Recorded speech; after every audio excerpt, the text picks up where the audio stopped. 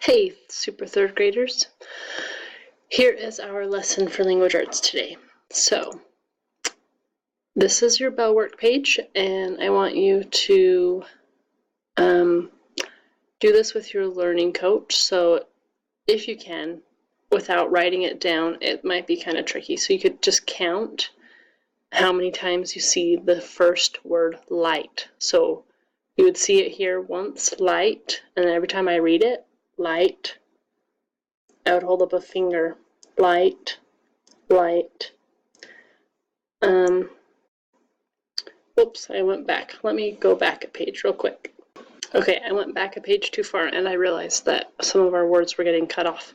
So basically, I just want you to go through and count how many times you see that word, or you could just go through and read every word 3 times. So I'd go through it once, I read all those words, and I'd go through again. Light, hour, would, your, again.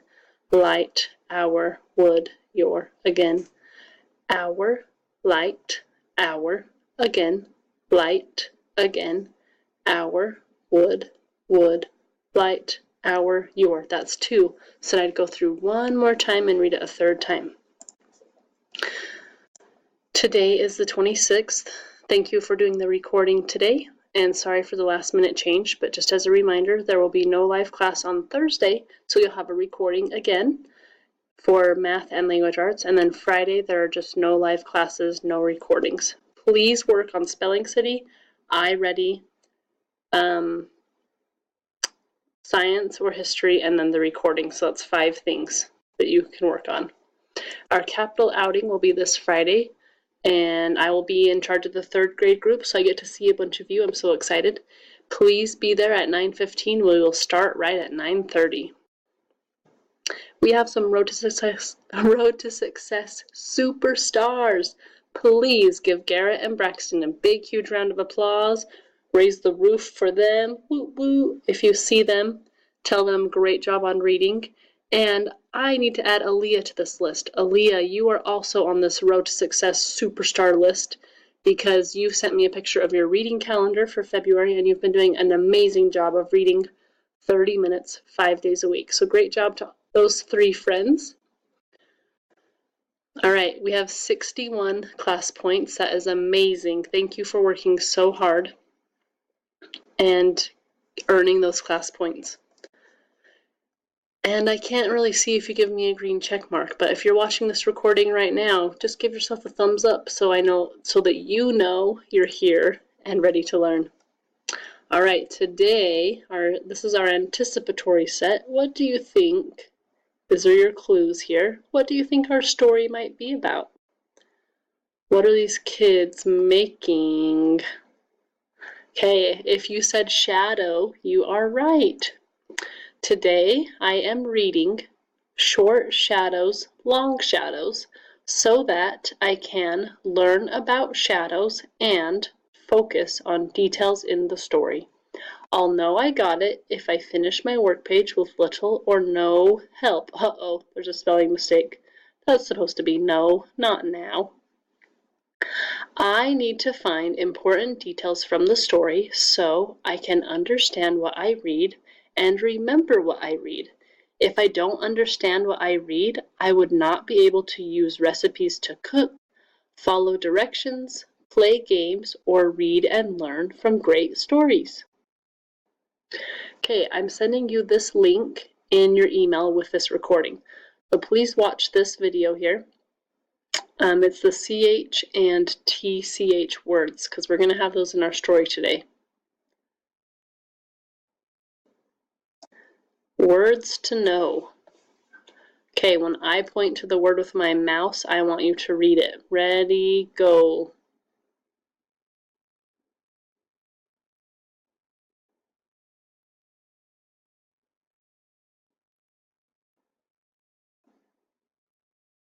Okay, now I'm going to read them with you. Ready? Light, hour, would, your, again, such, when. Okay, we have 2 very important vocabulary words that we need to know.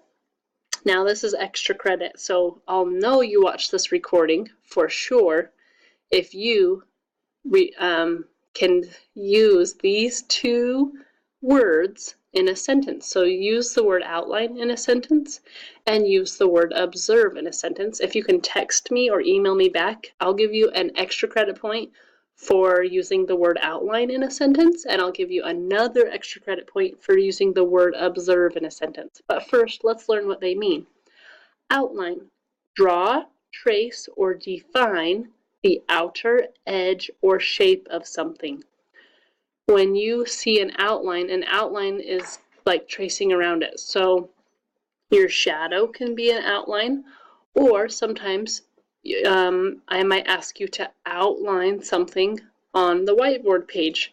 So when you outline something, you draw or trace it or define the outer edge. So right now with my mouse, I'm going to outline this box. I made an outline of the box. Our next vocabulary word is observe. When you observe, you watch someone or something carefully and attentively. So right now, you are observing the recording for language arts class. Observe. Let me use it in a sentence. I observe my students working in class. Or, I observe baby Charlie playing with her toys. So observe is a lot like the word watch. So if you can think of a sentence to use the word watch, like I watch my mom and dad go to the store, then you could say observe. I observe my mom and dad go to the store. But you're watching carefully. So observe means to watch carefully. Okay, today our story is non-fiction. If your learning coach is sitting next to you, please turn to them and tell them what non-fiction means. What is non-fiction? I'll wait for a second while you think about it. Okay, today our story is a non-fiction article which gives information about a topic. Now remember, non-fiction means not fake, so it is a true story. And today we are looking for the main idea of the story, and we're looking for details that help us know what the main idea is. What is the whole story about? What is our story mostly about today? So here is the title. I want you to read along with me at home. Short shadows, long shadows. What makes your shadow get big and little? Our shadows walk with us. They jump with us, but they change in ways that we do not. Light makes shadows. When light hits you, a shadow falls. Your shadow can be long or short. What makes this happen? When light changes, shadows do too. Light from the sun changes all day. When you wake up, the sun is low. It makes a long shadow. So here in the pictures we can see the sun is just barely starting to rise in the morning, so this is morning time. It makes a long, long shadow. See how long the trees' shadows are, and the bench seat shadow is really long, and the little girl's shadow is really long. So light makes shadows when it hits you, because the light cannot go through you. You're not like a ghost, you're not invisible. You have solid bones and flesh and blood. So when that light hits you, it cannot go through, so it makes a shadow. When you eat lunch, the sun is way up in the sky. So most people eat lunch about noon, and on your temporary schedules that I sent you at the beginning of the year, 12 o'clock or noon is when we have lunchtime. So at noon, the sun is at the highest point in the sky. When you eat lunch, the sun is way up in the sky. Now, the sun makes short shadows. So the sun, if this boy were to look up into the sky, the sun would be right up top, way up high. And you can see that these shadows are pretty short. They're not long like they were in the morning. The sun looks like it moves, but it does not. The earth does. Earth moves, not the sun. So this little picture here, this diagram, is going to show us how Earth moves. So here's the morning shadow. The Earth is turning around this way in a slow, slow, slow circle. So when you first wake up in the morning, the sun makes a long shadow here because the Earth is slowly spinning. And then by noon or 12 o'clock, about the time when you eat lunch, the sun is right on top or right above you, making a really short shadow. Then the afternoon shadow is kind of like the morning shadow, but it's on the other side because the Earth is still rotating around the sun. And so this is when the sun sets, or when the sun starts to go down. And you get a long shadow again. All day and night, Earth spins. That makes the sun look like it is going up and down. So the sun doesn't really go up and down. The Earth is just spinning around and around. So when it comes close to the sun, it looks like the sun is rising. Then it's in the middle of the sun. Then the Earth keeps spinning back around and it looks like the sun is going down because the Earth is turning away from the sun. In the afternoon, the sun gets lower again. Look at these shadows. Which would you see in the late afternoon? So which of these shadows would you see in the late afternoon? The top picture or the bottom picture? Now remember, in the late afternoon, the sun is getting lower again, so the shadows are going to be long. If you said the top picture, you are right. The shadows are long because the sun is starting to set again.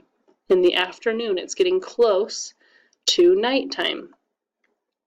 This picture is showing noon, like lunchtime, because their shadows are short.